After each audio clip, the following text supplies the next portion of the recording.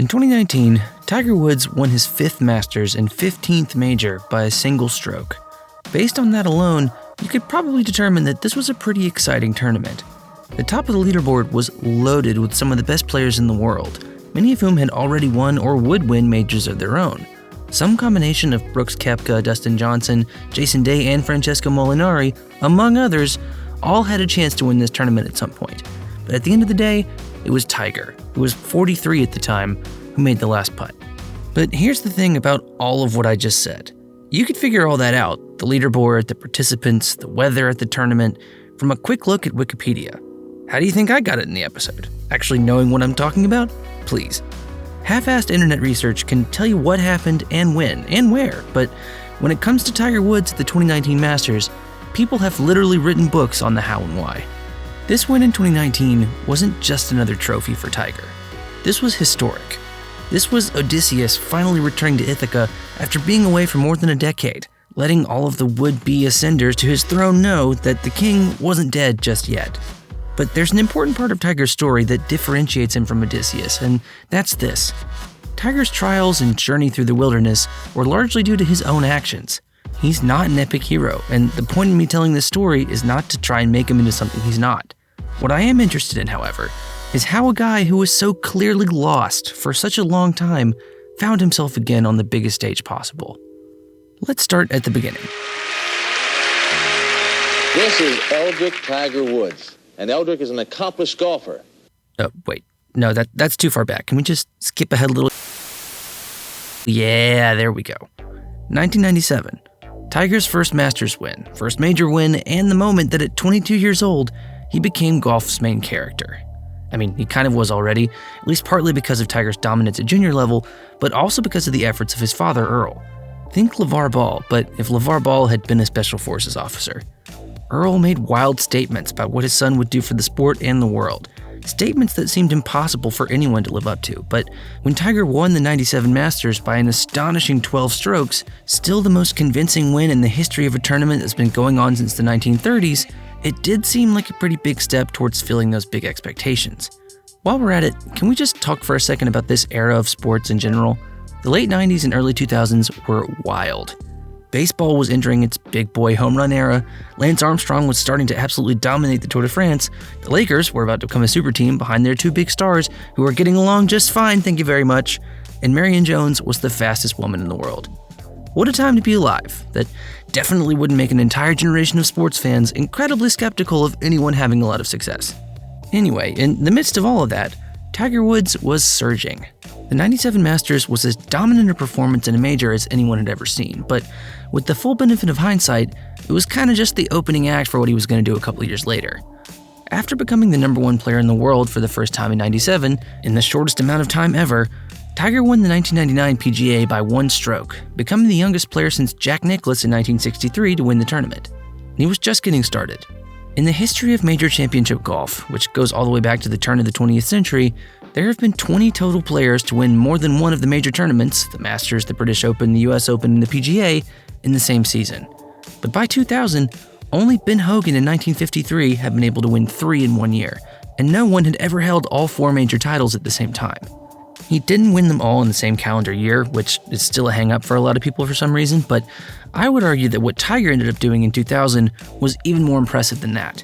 Because counting the PGA he won at the end of 1999, Tiger won 5 out of the next 6 majors he competed in, including the 4 tournaments that became known as the Tiger Slam.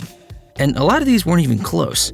He won the 2000 British by 8 strokes, and maybe the most dominant performance in the history of the sport, Tiger won the 2000 US Open at Pebble Beach by 15. Tiger holds the record for the longest and second longest consecutive amounts of time spent as the world's number 1 golfer, which of course includes this Tiger Slam period where he was the highest ranked golfer in the world for 264 consecutive weeks. No one else in the history of golf has a streak of more than 100 weeks, and Tiger has 2 of more than double that. Tiger carried golf in a way that almost no single athlete has ever carried a sport on their own, providing a marketing engine that raised the entire profile for any tournament he felt like playing in. As long as Tiger was around, golf was both cool and incredibly profitable. To this day, only he, LeBron James, and Tom Brady have been named Sports Illustrated Sports Person of the Year multiple times. further cementing the idea that Prime Tiger was on a whole other level than almost anyone in the history of sports has ever been. He was everywhere. He was untouchable. Until he wasn't. In 2009, I was at home, on my couch, doing what almost any young man from Alabama would be doing on the weekend after Thanksgiving. I was watching the Iron Bowl. Nick Saban was in his third season at Alabama, and his team was undefeated, with just 7-4 Auburn standing between them and a rematch with Tim Tebow's Florida Gators. But Auburn, annoyingly, came to play that afternoon, opening up their playbook to score twice in the first 10 minutes of the game. It was the exact opposite of how most people thought things were going to go, but after the second touchdown drive ended, something even weirder happened. CBS didn't just cut straight to commercial or even to a studio update. Do you know how important something has to be to interrupt the Iron Bowl? There were probably people all over Alabama starting to get either confused or angry or both, until the studio report started like this. Tim Brando in New York. The Orlando Sentinel is reporting that Tiger Woods was seriously injured in a car accident early this morning. This was the first national indication that something pretty serious had happened to Tiger, but as you were probably aware, this car crash, while being pretty gnarly on its own, was just the tip of the iceberg. In September of that year, Tiger was busy polishing off his 6th tour win of the season at the BMW Championship, but by January 2010, he was being treated for a sex addiction in Mississippi. Depending on which website you feel brave enough trying to figure this out from, Tiger may or may not have had mistresses over the years that numbered somewhere in the double digits. The story goes that while Tiger was asleep, his then wife, Elin Nordegren, suspected that he was cheating on her, and when she went through his phone to find evidence of that, she found exactly what she'd been looking for. Reports differ on what happened next, but whether or not Elin actually did chase after Tiger with an iron and smash his car windows, the story of his car accident, as well as the circumstances surrounding it, was incredibly damning for Tiger. Sponsors like Gatorade, AT&T, and Accenture all dropped Tiger as more and more news came out, and in August of that year, so did Elin. It may sound kind of crass, but this was exactly the kind of thing that a lot of people wanted to see happen to Tiger. His image in the larger sports context was pretty pristine, but in golf circles, he'd rubbed a lot of people the wrong way over the years. Golf, by its nature, is a very conservative sports culture, and Tiger's wild celebrations, swearing after he made a poor shot, and overall attitude towards the sport did not always jive with the pimento cheese sandwich crowd. Kurt Sampson, who wrote a book about Tiger's win at the 2019 Masters, also talks at length about how dismissive he could be of media members. Under normal circumstances, Tiger would probably not care about that kind of thing, but in a situation where your life is falling apart, it probably would have been helpful to have a few allies in the crowd that's writing the stories about it. But Tiger didn't, and the story snowballed quickly, and as more salacious articles came out and more sponsors started to back away from him, Tiger's performance on the course started to suffer too. He didn't win any tournaments in 2010, and in October, he finally lost the #1 ranking that he'd had since 2005. His personal life was falling apart, his professional life was starting to dip too, and soon, his body would do the same. I've talked about this in previous videos, but I have a lot of reservations about celebrating when athletes continue playing through injuries. Tiger's performance in the 2008 US Open, where he had a torn ACL and a broken leg, was iconic. I remember watching it with my dad and loving every second. Playing a 72-hole tournament with that kind of injury is already as hardcore as it gets, but winning it? That's insane. Much has understandably been made of that performance in the year since it happened, as well as the unorthodox way in which Tiger retooled his swing after the '97 Masters.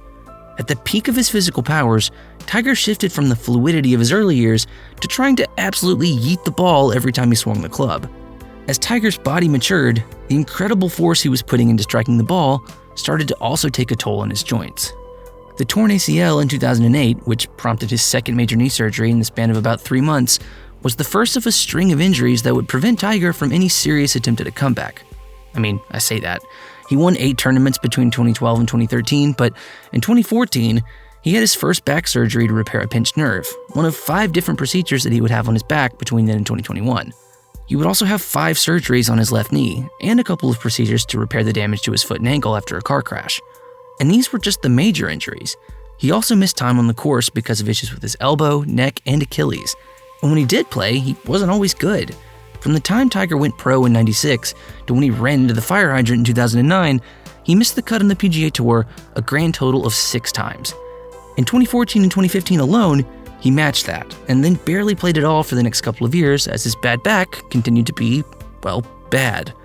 The Tiger Woods that showed up at Augusta in 2019 was so far removed from the Tiger of the early 2000s that he could barely be recognized as the same person. His life had been completely turned upside down. His body was broken, and he was no longer a young man as far as elite athletics are concerned. He was going to play in the 2019 Masters, which was a big enough deal on its own, but how was this version of Tiger going to try and compete with a generation of golfers who'd grown up idolizing the old one? It all started with the swing. After getting a spinal fusion in 2017, Tiger was no longer able to swing a club with the same amount of violence that had characterized his prime years.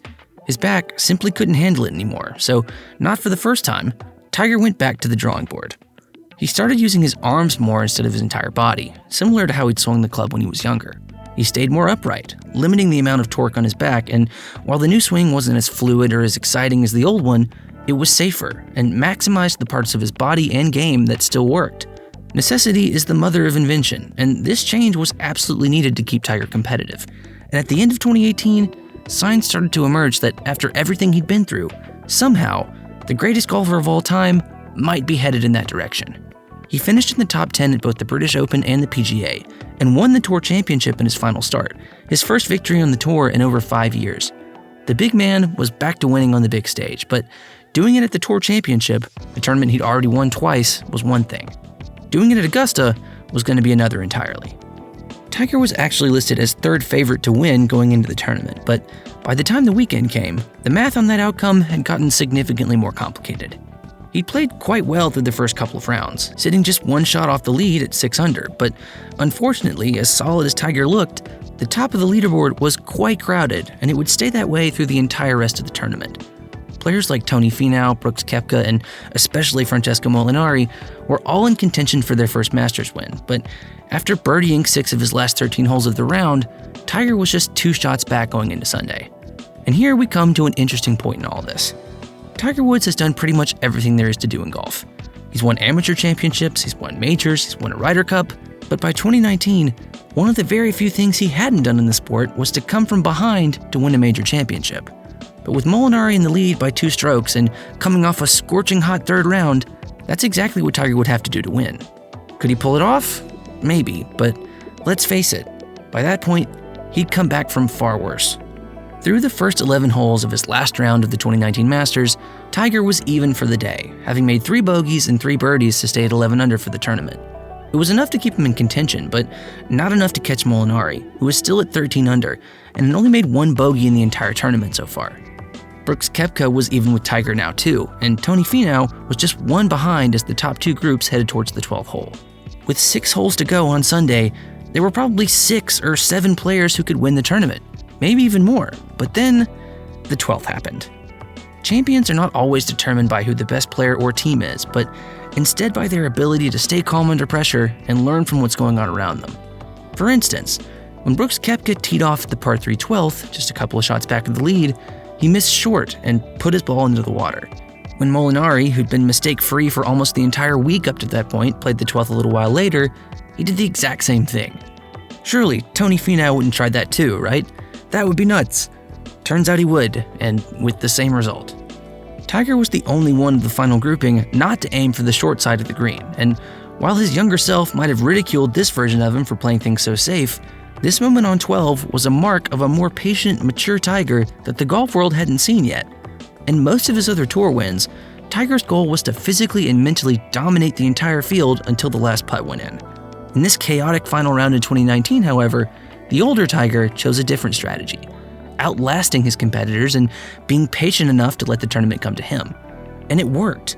While all 3 of his main competitors double bogeyed the 12th, Tiger made par, tying himself for the lead that he would eventually take outright on the 15th and never get back. It wasn't dominant, but it was effective. It wasn't transcendent, it was intelligent. The play itself wasn't spectacular, but this sure was. The return to glory. So, how did this happen? Honestly, I don't think there's just one answer to that. It's both a minor medical and psychological miracle that Tiger was able to come back and be competitive at this level at all after everything he experienced. I'm not even sure Tiger fully understands it. In interviews he's given since, he's talked about his redesigned swing and his major experience as key factors in being competitive, but I think a big part of him is a surprise that he actually won, as we all were. So many things had to go exactly right for this to even be possible. From his fused back holding together to Molinari somehow shooting not one, but 2 double bogeys on the back 9 of the final round. It was serendipitous, like the entire collective force of golf's fandom had come together to will Tiger into the green jacket. And on that point, I think there's one more interesting discussion to be had about this. I don't know about y'all, but I felt some pretty intensely mixed emotions watching all of this go down. On the one hand, I was thrilled for Tiger. He'd been through so much and had lost nearly a decade of the best years of his career, and having some version of him back was genuinely wonderful. But also, a lot of that time he missed was due to his own actions, which were pretty unsavory and hurt the people closest to him. But after 4 years of thinking about it, I have definitely leaned into rooting for people like Tiger more than I ever have. And here's why. When famous athletes make mistakes, whether it's Tiger Woods or Calvin Ridley or Ryan Braun or whoever, we get disappointed because they've fallen short of what we believe them to be. And I think that's wrong for 2 big reasons. First, we probably shouldn't be expecting more of them behaviorally than we generally do from ourselves, even if we do expect more from them athletically. Pro athletes are different from us normies, both in how they're wired naturally and how they've been conditioned, but they're still prone to the same personal vices and weaknesses, a lot of times even more so because of the pressures of their environment. Tiger Woods' name has been famous since before he could even write it himself, and he's been marked down for greatness since not long after that. No matter how mentally tough or morally strong someone is, that's bound to change you at a pretty fundamental level. And I mention all of that not to excuse any of Tiger's indiscretions, but instead to hopefully understand them a little bit better. I can understand feeling disappointed when someone isn't acting like the person you want them to be, but if that's true, shouldn't we be celebrating them when they are? Because this right here, this is role model material.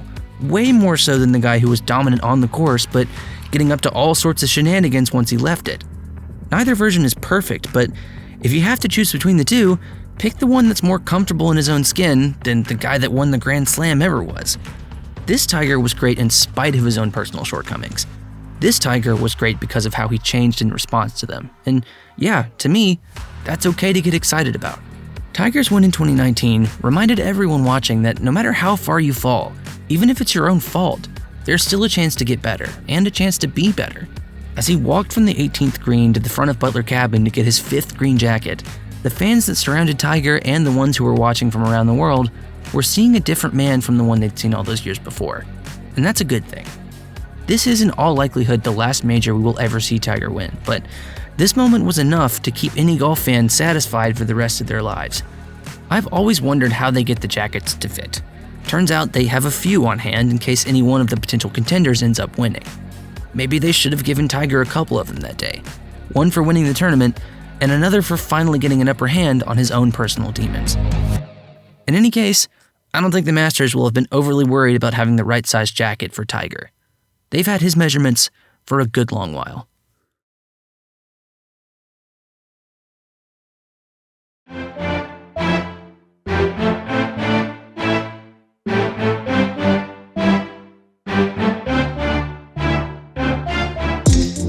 Hi everyone, thank you for watching the episode and for watching all the way to the end. I'm Will, and this is my channel, Student of the Game, where we talk about sports psychology and culture. Since you stuck around this long, I'm going to go ahead and assume that you liked what you saw, unless you hate watched, in which case, please ignore what I'm about to say. Subscribe to the channel for more videos like this one, and be sure to leave a like and a comment because any or all 3 help out a ton in terms of getting the video in front of more people. This is one of my favorite sports moments and just moments in general that I've ever witnessed, and getting to unpack it like this is exactly why I started this channel in the first place. I hope you enjoyed it as much as I did, but until next time, I'm Will, and this is Student of the Game.